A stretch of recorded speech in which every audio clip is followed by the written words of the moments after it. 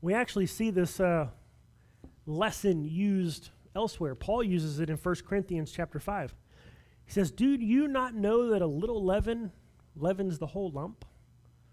Right? Leaven, yeast, it's that kind of thing. A little bit goes a long way. It's this idea that one little bit of something kind of gets in there and can affect the entire thing. And he's saying, watch out for the Pharisees and the Sadducees. Look out for their doctrine and their teaching. Stay away from them because they're rejecting God.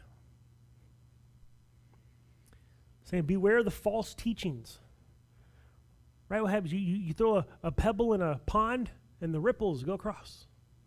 Affects every part of that pond. It's going to feel the effects of that one little pebble.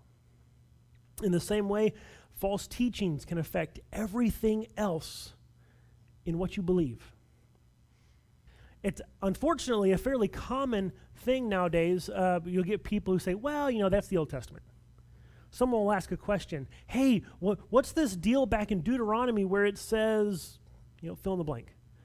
And the answer is, well, that's the Old Testament. Now, see, we got the New Testament now. Jesus came along, and we don't have anything to do with that Old Testament. Well, no, you can't just take out the Old Testament and cast it aside. If you say the Old Testament doesn't matter anymore, we just leave that out. We don't need to look at it. Don't need to worry about it. What you do is you separate Christ from his historical and theological foundations of why he had to come in the first place, of what it means to be the Messiah, of what it is that we're needing to be saved from. And whenever you detach Christ from all of the historical and theological and moral background of the Old Testament, well, now you just get to reinvent Christ however you want.